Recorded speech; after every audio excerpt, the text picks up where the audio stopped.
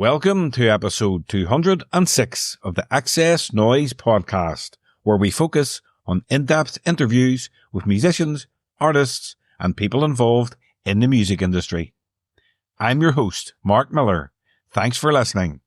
In this episode, I speak to Rob Fleming, one half of KillerStar, to discuss KillerStar Reimagined, the reworks album.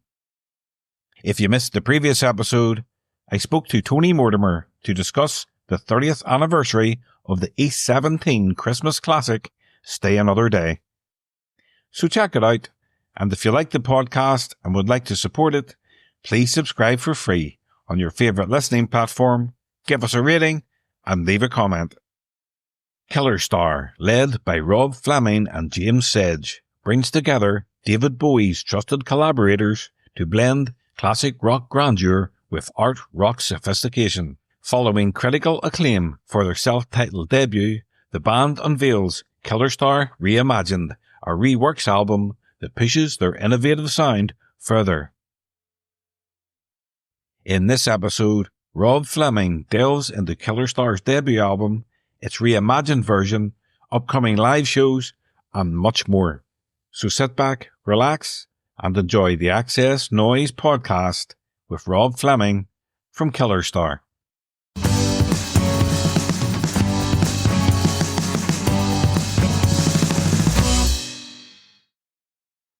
Hi, Rob. Welcome to the XS Noize Podcast. Hey, Mark. Thanks so much for having me. It's great to have you. I'd like to go back to the start. So can you let me know who were some of your earliest musical influences and how have they shaped your music? Yeah, I mean, I guess my musical influences, and similar to James Sedge, who's my partner and musical partner in KillerStar, it's a lot of influences that have converged early on. I think a lot of blues, classic rock, more psychedelic kind of rock as well. Everything from Led Zeppelin to Pink Floyd to Rush. Both James and I have loved those, kind of bands from an early age, and then I think as the decades have gone on, getting into a lot of new indie music up to this day. But early influences, I think, really blues, funk, and rock, quite a wide range. Yeah, I see some nice records in the background there. Oh, yeah, too many. I'm the same over on this side. Over that side, it's mainly CDs. Actually, I'm more of a CD fan. Yeah. Yeah, I noticed CDs seem to be coming back. It seems a weird thing to say, but we've had a lot of demand for CDs for the albums, which we didn't really anticipate. I was thinking it's really more. I mean, we sold a lot of vinyl. People love the vinyl, and obviously digital you have to do whether you love it or not. But I was a bit surprised at the demand for the CD. So they're still an important musical format, aren't they? Yeah, I haven't stopped buying CDs. Yeah, cool. If I'm buying an album, I'll be disappointed if there's not a CD version of it. Yeah. There you go. So, can you tell me how the KillerStar project came together? Yeah, so I mean, it started with like I mentioned, James and partner, he's the drummer in the band. We've known each other for a very long time and shared, a love of music together, gone to a lot of gigs together and so on. He's had his musical career, I've had mine, and we've never really played together. And we're sitting around thinking, like, that's a bit odd when you think about it. Why have we not? Because we both live the same kind of music. Anyway, I started writing some new songs. I felt it would work really well with James, and that was the origin of the KillerStar, really. It just started very organically with no grand plan. It started just with the songs. I worked on full demos, arrangements, all the instrumentation. James obviously played the drums, and we weren't really even intending to produce an album. It was just like, hey, we got the song, let's complete it. Oh, okay, it's great. And there's a couple more songs. And then at that point, I had the idea to, I wanted to get some other musicians onto the songs. I mean, I play bass, but I'm not a bassist. So bass and stuff was on the demos. I wanted some female backing vocals. And one thing led to another, basically. So I got a friend, Emm Gryner, who played in the David Bowie band for a few years, around 2000. She's actually released some music on I've got an independent music label, and she's on that. So we became friends, and I said, "Oh, would you do some background vocals on these demos?" She's like, "Yeah, great." And then she introduced us to a few of the other players that are on the album, part of the kind of Bowie alumni.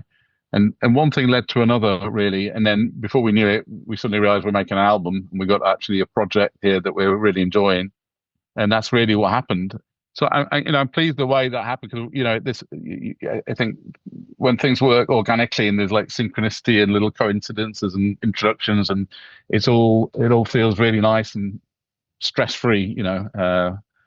So yeah, that's how it worked. Yeah, I think there's quite a lot of collaborators on the album who worked on David Bowie projects in the past. It's just interesting that you haven't met them all or actually worked with them all on those projects before until now. Yeah, we hadn't until then. The starting point was Emm, as I mentioned, and she introduced us to. Well, actually, I think the first person was Gail Ann Dorsey, the bass player who played with Bowie for a long time, and we just sent her the demos and just said, we're looking for a bass player to replace the demo bass on the tracks. Would you play bass? And she said, well, I like the demos. I actually got some time, so yeah, I'll do them. And that's basically what happened. Same thing with Earl Slick. I was thinking, although I play guitar on the album, I wanted a second guitar. We just had a chat with Earl. Again, he said, well, I don't normally do this kind of stuff, to be honest, but I really like the demos. Yeah, I'll do it. And then I think then what happened was it just felt right for other players to ask people that they played with, because they, of course, although we'd not played with them before, they've all played together before, and they were in the Bowie band together for quite some time, many of them, although they'd not played on new music together for a long time. So they were kind of digging that. It's like, oh, this is great to play with my old bandmates on new music, and it's not a Bowie tribute or anything. And I think that's kind of what's happened with the album, is that because they all know each other and played with each other for so long, they had a natural synergy, even though they weren't all together in the same room recording the album. So yeah, it all happened in a very, kind of organic way, I think. When you sent them the demos, did you allow them to have a bit of artistic freedom, on the parts that they were playing? Yeah, absolutely. I mean, the format of the song and the structure, verse, choruses, and all that kind of stuff. What you hear on the album is what was on the full demos that were recorded. But yeah, I mean, we didn't ask any of the musicians to play a specific part. We basically said, here's the demos, go at it, and we were really happy with what came back. And there was a lot of music that came back. Like, for example, Earl Slick, he sent back a lot of tracks, a lot of options of parts. You'll hear a lot of them on the album, but there's a lot that didn't go on the album, and some that ended up on Reimagined. So people were very giving of the time. They really got into it, and but they brought their own sparkle and flavor to the album. I think, yeah, it was very much up to them what they wanted to suggest to contribute. And of course, they're all very respectful to the songs. And Earl's whole philosophy, when you read his interviews with him and talk to him, is he's there to fit the song and to be the side man. He's not there to shred a guitar over the whole track. So everything was done in a very tasteful way. Same with Mike Garson on the piano. He's playing for the song, and so yeah, I mean that's really how it worked out, and it was great what came back. The band name KillerStar. Did you take it from New KillerStar from David Bowie's Reality album? To be honest, we didn't, and I know it seems like, I mean, we were obviously unaware that it was, but it was really from the lyrics. In one of the songs on the album, Should Have Known Better, there's a song, there's a lyric where it's saying you're a killer star, and it's really from that. We thought, that kind of pops, so we'll go with that.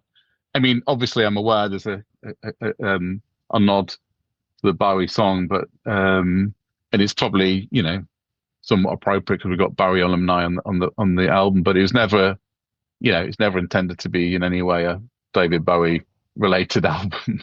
It's just the songs and the players brought their flavor to it, and so there was a nice connection there. But yeah, that was the start of the genesis of the name. Yeah. And also in the song you mentioned, Should Have Known Better, there's also a nod to Absolute Beginners. Yeah, there is. Yeah, you're absolutely right about that.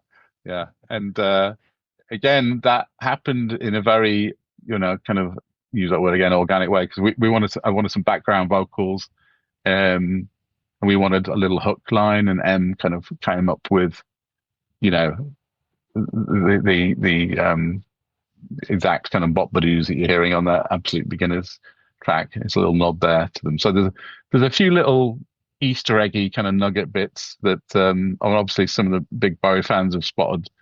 A couple of like very small licks that Mike Garson plays at the end of one of the songs is actually from his piano solo from Mad Insane, and we never asked him to do that. It came back and we listened like, oh, is that from Mad Insane? It was just a little nugget.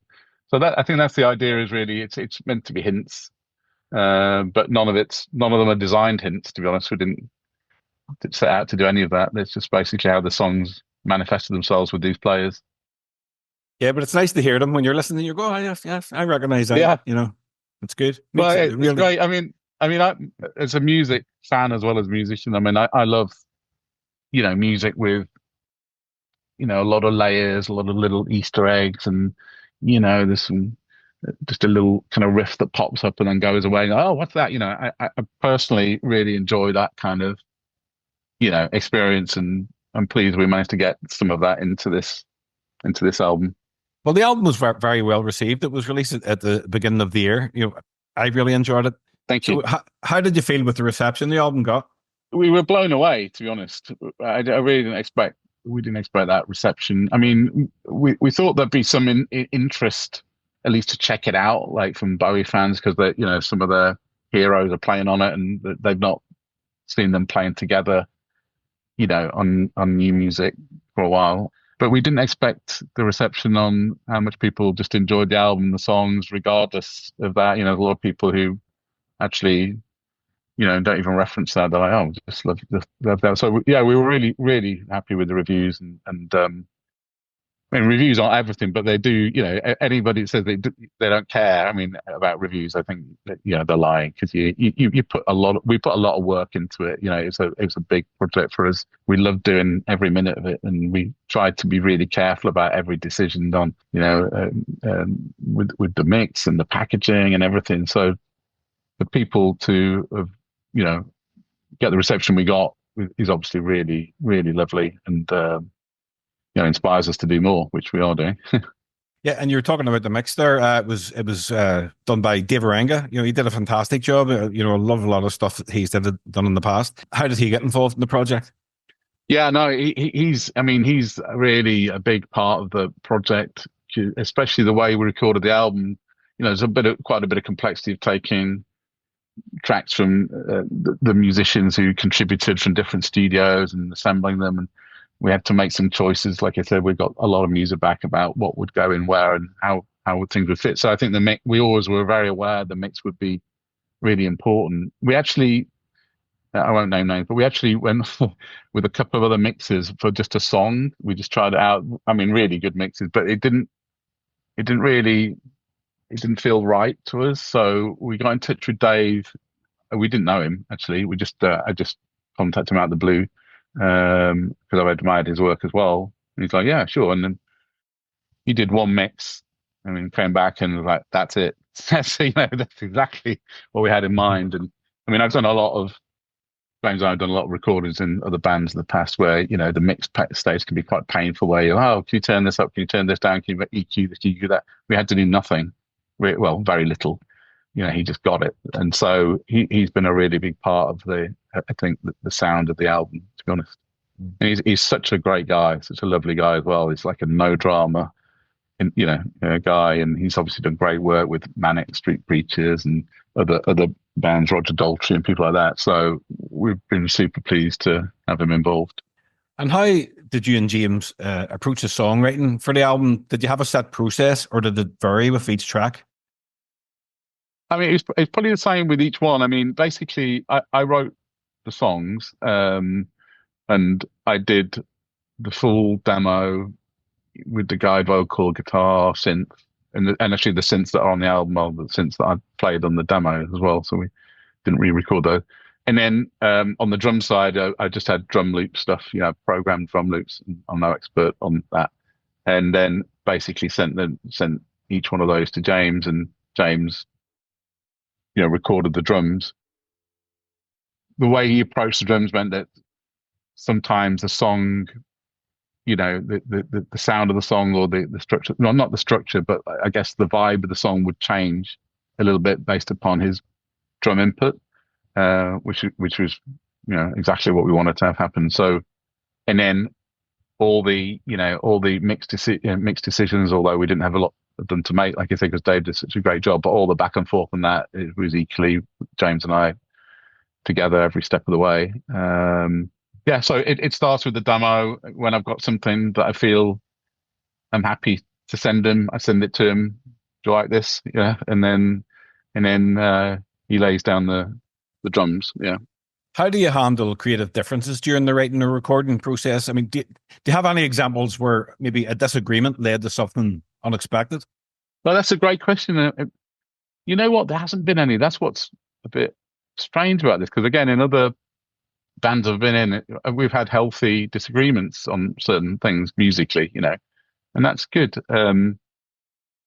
But no, not at all. And I think it's because we really have very similar tastes in music and what we like, and so we didn't.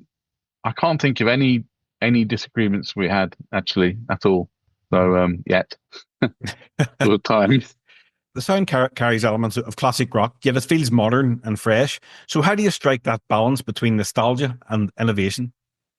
Yeah, no, that's a great question. Well, again, I think I like I mentioned some of the influences. I love a lot of the old bands and stuff, but I also like a lot of new stuff, and I follow a lot of young upcoming indie bands and stuff. And I think I've always enjoyed music that has a few twists and turns as well. So it can have a heavy groove, heavy guitars, but then it's got like some real vocal hooks. Lots of melodies and hooks and even bits of pop kind of pieces. I've always enjoyed that. So I think it just all came together just from being inspired with that kind of music. So that's why, on the album, obviously it's a lot of rock. I mean, it's a rock album, but hopefully people can hear a lot of, modern stuff and a lot of like hooks, and there's lots of vocal harmony stuff that Emm did on there that's very hooky and everything. And I think Dave's production as well, he brings a modern sensibility to the production. So he's obviously a great rock producer and mixer, but he's mixing a lot of contemporary artists, and he's got a modern sensibility to the sound, and we definitely wanted that. So it's all just came together in that way. I think that's probably just the magic of when things work out the way that you were hoping. And again, a lot of it wasn't designed, but we know what we like to hear and what we don't. Like I said, we had an early mix of a song from another really great mixer, but it was more of a really heavy classic tribute rock kind of mix, which sounded great, by the way, but not what we wanted. So yeah, I think that's really what I'd say about that. Some of my favorite tracks on the album, I mentioned Should Have Known Better. I love You're a Chameleon, Falling Through. Oh, right. What would your highlights be on the album? Well, yeah, actually the Chameleon was the very first song we did. That's the first one we demoed, and that was quite a while before the others came along. That was when I just had a song and should we finish this off? And that's when we had no idea of doing an album at all. I mean, I really, really proud of all of them, to be honest. And it sounds a bit cliche to say that, but I think people who might be listening who are musicians and record stuff themselves will probably be aware that often you really love what you're doing at the time you record it and everything, but then when you listen back a while later, you may be less enthusiastic or not enjoy listening to, but we just really enjoy listening to it. So I think all of them. I mean, the Falling Through was obviously became like our epic kind of, that evolved, and we're really, really proud of that one. But yeah, I can't really, if I'm really honest, I can't really pick one out. The song Go, Hold On Tight, we kind of love how that turned out. That was the last song that we wrote, and actually did that one fairly quickly. And I love and that's great to play live because it's got like that big anthemic chorus, which sounds really, really cool live. And So we love that one. But yeah, all of them really, all our faves. Yeah. After the acclaim of the debut album, you've now released KillerStar Reimagined, the reworks album, which is fantastic as well. Thank you. Why did you decide to put that out so soon after the original album? Yeah, I mean, we never had any grand plan on that at all. But what struck us was we had a lot of music, and like I said, we had a lot of tracks and stuff, and we had to make decisions in the mix and stuff. And we were aware that some songs were like, oh, that could be interesting if we did it. It could work if we did like an acoustic kind of version or ambient version, or oh, what if we did this track, like the Falling Through example, as more of an acoustic mix and brought Mike's piano up, because Mike plays some beautiful piano on that. And so it just became like, oh, maybe we could have a couple of, remixes and so on. So by that time, we got very close to Mark Plati. I mean, Mark now, he's heavily involved in the band and plays bass live on the live shows and stuff. And he was involved in the first album. He's an incredible producer as well as being an incredible musician. He played in the Bowie band and all that as well, but he's renowned as an amazing producer. And I just threw it to him and said, would you like to work on a couple of edits, a couple of edited alternate versions, remixes? And so he just got stuck in. So we kind of gave him carte blanche on that. I mean, we just basically said, go at it, And so what you hear on the Reimagined album is some of them are, reimagined versions, others are remixes, others are like radical new versions with instrumental parts on there that you don't hear on the original album, because we've brought them in. So that was just the idea. We just thought there's a lot of music and there's a lot of different alternates that we could hear in our heads that we thought might be fun to bring out. And what's been interesting is that, I mean, some people that have not heard the first album have got into the band through that, and just like, just love some of the versions of that without being aware of the original one. So it's great when that happens, because you never really know. And then with the remix stuff, we had the Anchoress remix, Should Have Known Better, and she's done like a radically different remix on that. And we thought, well, that's cool. That's like totally different to what we would have thought to have done. So she's brought something completely different to that, and it's exciting to have her involved in that one. So yeah, it was just really about bringing out some more music, and yeah, that's what that's about. Yeah, I'm a huge fan of Catherine's work. That one really sort of stood out. Yeah, I she's amazing, isn't she? I love her music, and just I love how she's clearly in charge of her career and takes it so seriously and does a lot of work, on production, as well as the actual songwriting, which is amazing. So yeah, it's great to have her involved. Yes, it's great. I really love that version she did, the remix. So Rob, what ambitions do you have going forward for KillerStar? Will there be another album? Have you written any new songs? Yeah, well we have. Yeah, we've actually we've got some new songs that we've been working on. They're in different forms of completion. There's a couple that are quite far along. It's so definitely another album. We haven't really mentioned this on the social stuff, but I'll mention now we're going to have a live album come out. All right. Yeah, so we recorded we did the debut gig, which was at the 100 Club, for the album launch, which is a great night, sold out gig and just a great atmosphere. We recorded it, Dave mixed it, and we're like, oh wow, this really captured the energy of the night, and so we're going to put that out as a live record. So that's fairly far advanced. We've not finalized the release date, but that'll be coming before the next album. And then we're playing we did a show in New York a couple of weeks back, which was great. The players in the band live, you break it down, half are here, half are in the US.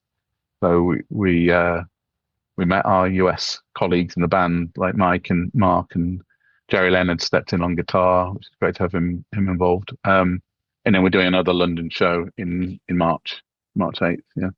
It's at the 100 Club again, isn't it? Yeah, return to the 100 Club. Yeah. So how do you see your music evolving in the next few years? Are there any new sounds or directions you're interested in exploring? I think the interesting thing, like make an album, you're never quite sure, like you got these collection of songs with like, will it all hang together? Is there like a flavor and identity to the album, the sound? And I think there is. It's worked out that way with this album, which we're really happy about. So now we've got that as the bedrock. We want to build on that, and we've definitely got some ideas of things that would take things a slightly different direction for some songs. But to be honest with you, we've just really been driven by the songs. So we're not kind of setting out to say, right, let's make this go in this direction now. It's basically what songs are presenting themselves. Do we like them? Do we think that they would fit? And that's what's happened with the ones we're working on now. They've just kind of come out and like, yeah, we're enjoying working on those. So we've really been driven more by the songs than any grand plan of what the music should do. I mean, with the people that will contribute, a number of the people that were on the first album will contribute on this one as well. And obviously, since then, we've all got to know each other pretty well now, and we've played live and rehearsed together and everything. So I think that'll be interesting now because we're building on something that's been, we've been working together now off and on for a while. Whereas with the first album, it's the first time we'd worked with those players. So that will be interesting to see how that develops for the second studio album. But yeah, we're excited to rev up and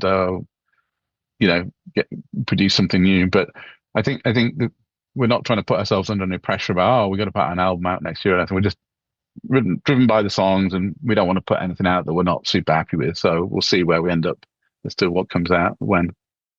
I like to ask my guests the following questions, Rob. Yeah. For us music fans, music is the soundtrack to our memories. What song or album, when you listen to it, brings back the best memories for you? Ooh, wow, that's a great question. I'll go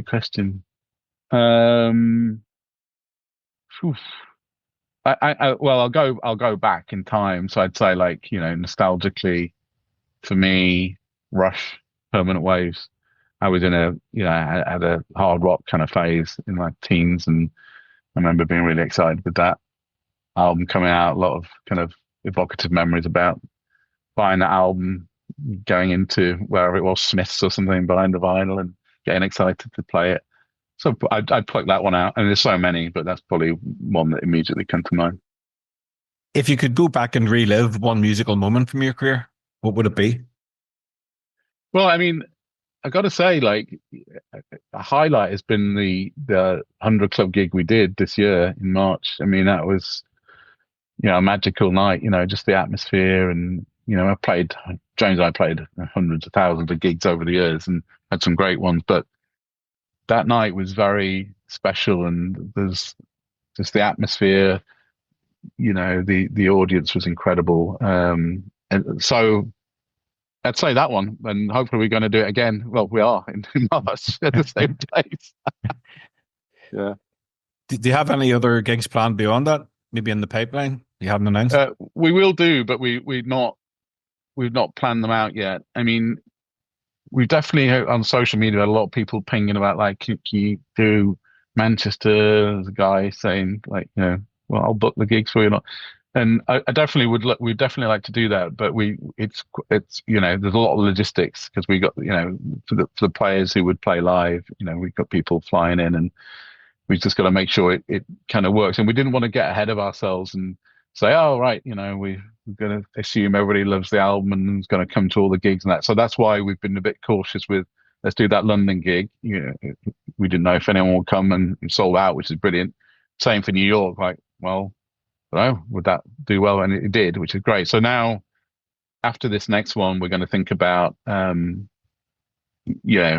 some more gigs and, run of dates and stuff. But, like I said, it's a bit of a logistical challenge, but we'll figure it out. So no plans beyond that March one for now, but there'll definitely be more. Yeah.